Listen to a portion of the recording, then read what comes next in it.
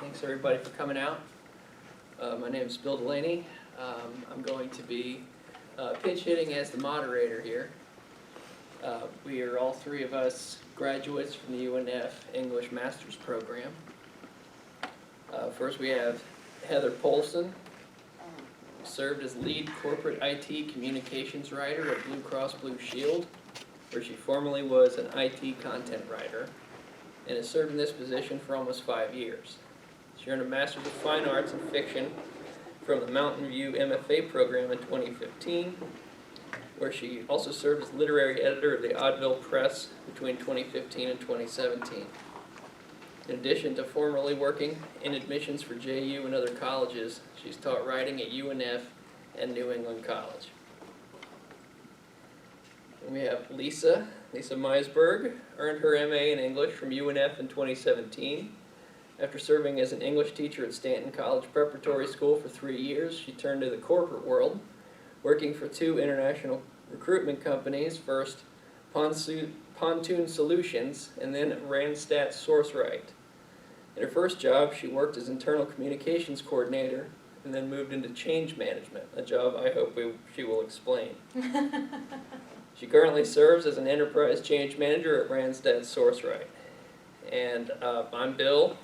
I got my master's here in English in 2015. I've served in multiple capacities as a marketing coordinator and now marketing director for UNF.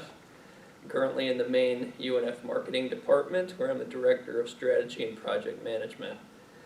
I also have like 3 other jobs on top of that.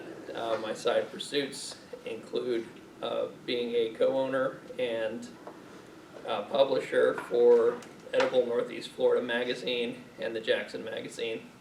And I wrote my first book. It was published last year, Secret Jacksonville, a guide to the weird, wonderful, and obscure. So thanks everybody for being here. I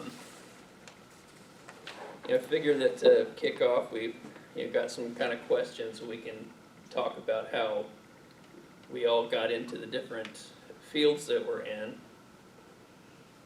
So, Lisa, I'll start with you.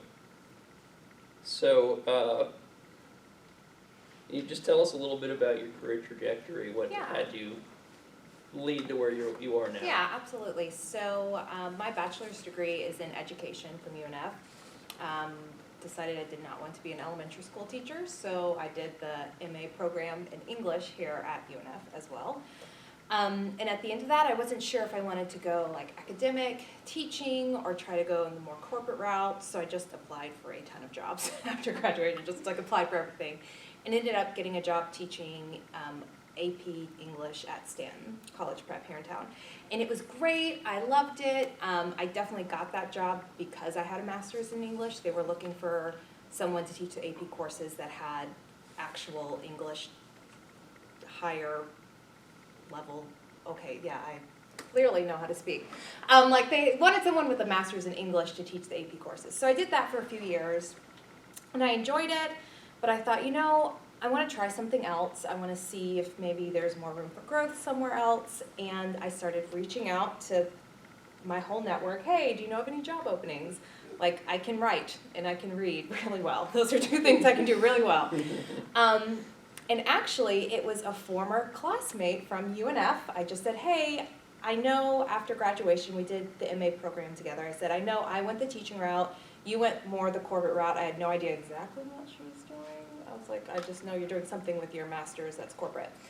I said, do you know of any job openings at your company? And she's like, no, I don't know of anything right now, but I'll keep my ear out. And I didn't really expect her to follow up. We weren't like close friends, but like obviously I didn't even know exactly what she did. But then a couple months later, she said, hey, they're looking for a communications person, and I thought you'd be great at this. And I thought, oh yeah, I can do communications.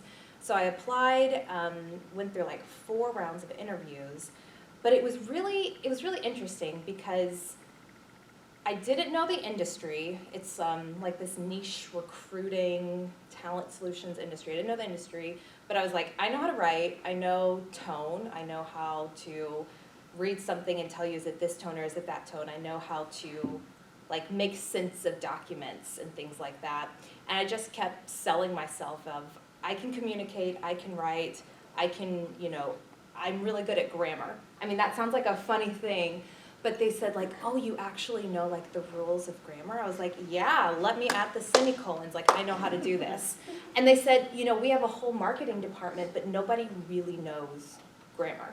Like, and so they hired me. And one of the first things I did was I just read through everything they had written and just like grammatically fixed it all. Because they had like this terrible grammar on their website. I was like, no, like these are comma splices. Like I'm so like, but then they all thought it was so cool that I even knew what a comma splice was. So even though I felt a little bit of imposter syndrome in this industry, like I just talked about the things I knew and it got me through. So from there, I ended up helping the change manager for the company, which was a job I did not even know existed, with her communications, because she had to like build a website and write emails and format things. And so I helped her do all of her communications, and then she got a promotion and I got promoted into her job. So did that for a while, and then was recruited by my current company to come be a change manager for them, which is very interesting because, like I said, I did not know this job even existed. I was like, change manager, like you're making these things up. But it's actually a form of business communications, and so like what I do now is our company is hired by other like larger Fortune 500 companies to like help them with their talent and their recruitment. And basically I go in and I mean, you'll understand what I mean. I look at the rhetorical situation. I go, who's the audience? What changes are happening in this company? Who are the audiences for those changes? And then how can we create a communications and engagement strategy that makes this change go smoothly and effectively? So I'm making like communications plans. I'm writing emails, which sounds so mundane, but really I'm like writing these persuasive pieces of like, this change is happening to your company and here's all the ways that it's good. And I'm like, oh, I need to include my counter argument. And I'm like, okay, so we acknowledge that these things are probably going to be disadvantageous for you. However, and so it's been really interesting to find the ways that like the skills I developed in graduate school have led me down this like twisty path into this career I didn't know existed. But there's a certain gratification of being like, oh, I'm good at this because after work, when I'm home by myself, like I read Vonnegut novels because that's like still who I am. Like I read poems in between meetings, but that like personal passion of mine actually makes me a better writer, and so I can do all these corporate-y things that these other people can. I'm like, it's probably because you're not reading Vonnegut in your free time. No, actually, we all have our strengths. But anyway, so that's a little bit of I feel like I just talked a lot, but that's been my twisty sort of career journey. That's good. I've found too, working in marketing all these years, that just how valuable of a skill it is to be able to write well and communicate well. And I find it stunning how many people don't think that those are important and valuable skills until they need it, until they need somebody that can do it. Yeah, it's one thing I've always said about marketing. Everybody thinks they can do it, but if they could, they would. If they could write better, they would. They wouldn't need us.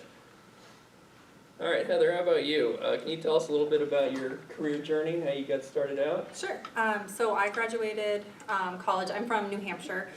So I graduated from college, the University of New Hampshire, with a degree in communications, and very much like Lisa, was like, okay, I need a job. Starbucks isn't cutting it anymore. So I started just applying everywhere. This was when like everybody used like Monster.com to find jobs, and I got a call back from a college that was looking for an admissions counselor, which wasn't really anything to do with communications, but I took the position, and I was working in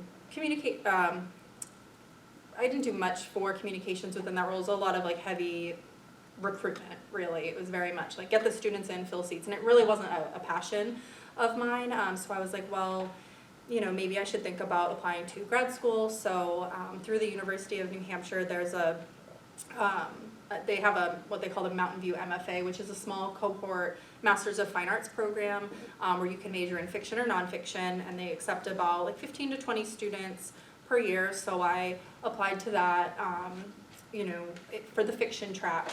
I was accepted in 2013, and so started that fall. So that was a 2-year program, and during that program, because it was a terminal fine arts degree, it was very much focused on writing your novel, or your book of short stories, or your memoir, whatever it was that you were really interested in. I was working on a book of linked short stories. That was my sort of manuscript that I graduated with, so instead of the traditional courses where you're taking, 36 credits and 12 courses, it was very much like every semester was like read all of these books, learn from them, and then write, produce, 30 pages a month for 2 years of a book. So that was a really incredible experience, and of course when I graduated that, I'm like, all right, now I'm going to be a best-selling author, and that's it, like I'm done, right? No. So during that time I was still working in college recruitment. I moved over to a different college, New England College, which I ended up teaching at, but I worked there as a graduate counselor, and from there I started really helping with a lot of their communication needs, marketing to a grad student population, kind of bringing us into the 21st century. A lot of their marketing techniques were very old school, a lot of, helping them utilize things like LinkedIn and things like that. So I did just a touch of, communications and writing with that. But I'd say a lot of that really changed where I was able to really hone my skills once I moved to Florida. My husband went to Jacksonville University, so we moved down here after he graduated. I started working there, because once you're kind of in some fields like admissions, it's very easy to, switch different schools. So I started working there, and then I really started to reflect. I was like, I'm getting away from my writing, getting away from like the passion part of what I want to do. And so I started looking for other opportunities, and just weirdly, I had a friend who worked at Florida Blue in the information technology department. She was like, oh, we're looking for a writer. And I was like, that doesn't even sounds fake, but okay. So I had applied for the position. They were looking for somebody to work on humanizing the voice of IT. So a lot of the things that you were saying, Lisa, reminded me of really taking like your skills with writing and being like, well, how can we use that in a different industry? So I started working there in February of 2018. I'm still there now. So what I do is I try to bring a human element to IT communications. So a lot of the work that I do is working with a lot of our IT leaders who are very, very close to the work that they're doing and very intelligent and know the processes, but trying to really make that digestible to your common employee or person, which, like I am not technical. So I always joke, I'm like the most non-technical person that works in IT. And so, I'm able to really bring a voice to, the department and to the communications so that people aren't just thinking of IT as the help desk or people that don't do anything. Like you always get frustrated with IT, you think of like a help desk or when you're doing like a chat when something's not working right. Really trying to bring a voice to it. And then additionally, I taught a few courses here at UNF, hoping to get back into it. I did have to take some time off when my son was born, because baby. And so I was teaching, some creative writing courses here, some fiction writing. And now I'm trying to really focus on getting, writing more for myself. I'm sure there's probably some of you in here that are participating in NaNoWriMo this month, like National Novel Writing Month, which is going on right now where you try to write 50,000 words. So I'm challenging myself to work on that this month to really keep that creative side. And sort of relating back to you as well, it's like, I do my corporate job during the day and I do the writing for work. But then I don't think that my writing would be as good if I wasn't doing my own like personal writing at home as well. That has nothing to do with IT. So another long explanation. So sorry about that. No, not at all. And it just goes to show how many different things you can do, out of this field. And there's the reputation that English and all the humanities have is, what are you going to do with that after you graduate? The only reality is you can do a million different things with the skills that you learn to get that degree. My career path started out essentially by accident. I graduated in December of 2008, which you might remember was the Great Recession. And so jobs were very hard to find. I was having friends getting laid off and losing their homes and all sorts of horrible things. And I was like, I just need to find work somewhere. Unfortunately, I had an in here at UNF because my father was the president. And they had an opening for a job doing data entry over in the enrollment services department. And so for a year and a half, I input paper applications. You just typed out what the paper application said into a computer. But from there, I was kind of in the system, and other opportunities came up. And one day, the vice president of student affairs had some money, and he wanted a position. He needed somebody to help write communications and letters and do the newsletter and everything. And I was like, well, it's one thing I am good at. I was no good at data entry, even after a year and a half, but I was good at writing. So I applied for that and got it.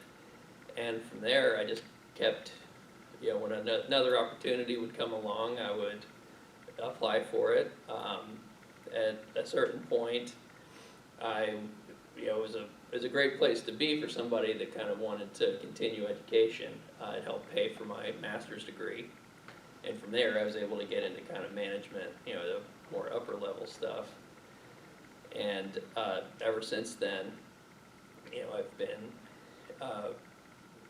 doing marketing in all different areas of the university. Currently in the kind of the main marketing office. But on top of all of that, I always had wanted to be a writer. So in 2015, after I graduated with my master's, I said, well, I want to make a go of it. I didn't think I was probably going to be able to support myself and my wife off of that alone, so I was like, I can just do it, at night. And what I found, I really liked, I tried fiction writing, didn't really go anywhere with that. But another thing I liked to write was finding kind of interesting or weird or unique stories about Jacksonville, things that hadn't really gotten the attention I thought they deserved. But what I found when I was starting was there weren't a lot of publications at the time that were really publishing what I wanted to write. So ultimately, after not having success with that, I just decided, well, there's not a space for that already, let's make one. So I got together with some friends of mine and launched a website that we could just kind of use to write the stories that we wanted to write, and we'd be our own editors and publishers, and and that took off, and that in and of itself led to more opportunities, both for writing and for professional things. So I found one thing, and I'm wondering if y'all had maybe experienced this. Like, I found it was pretty easy to transfer the skills I got from kind of the English background and the writing background into the corporate world, or at least into the office world.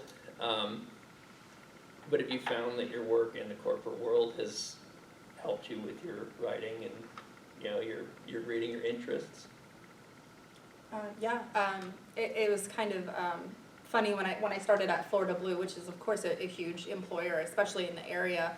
I brought like this skill set of, like you said, like commas and digestible paragraphs and getting rid of jargon, and it was like everybody's like, this is great, like they were just eating it up, and I was like, I'm just doing basic skills, like writing skills.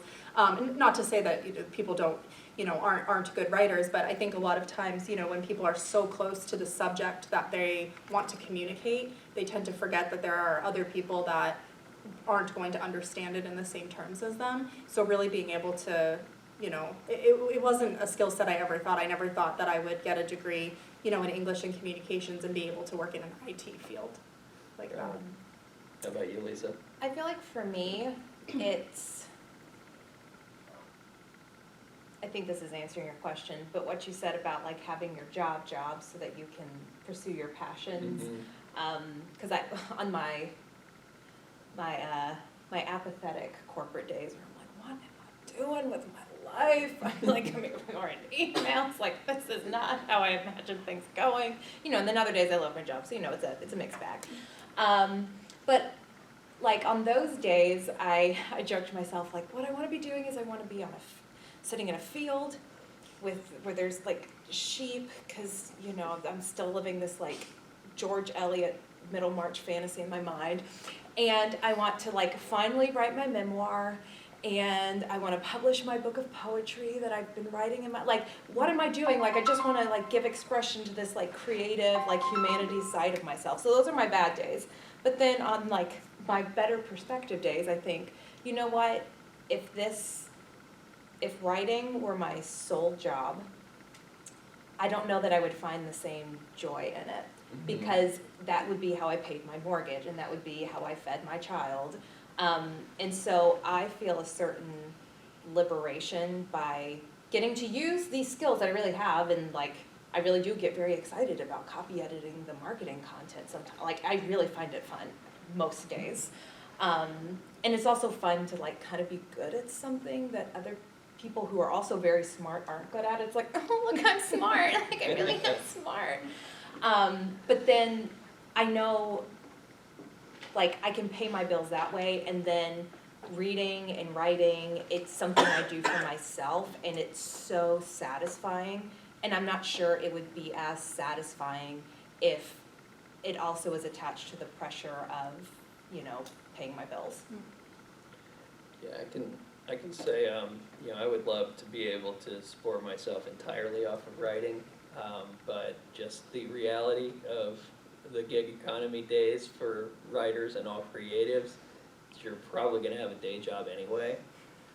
One piece of advice that I consistently give is to try to find something where kind of your personal interests and the job that you do during the day in some way feed each other.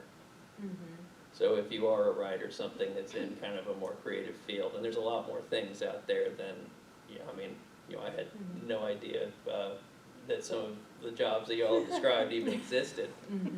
But there's things that you can do that will then, you know, help you not only pay your bills, but kind of sustain your own writing and your own interests.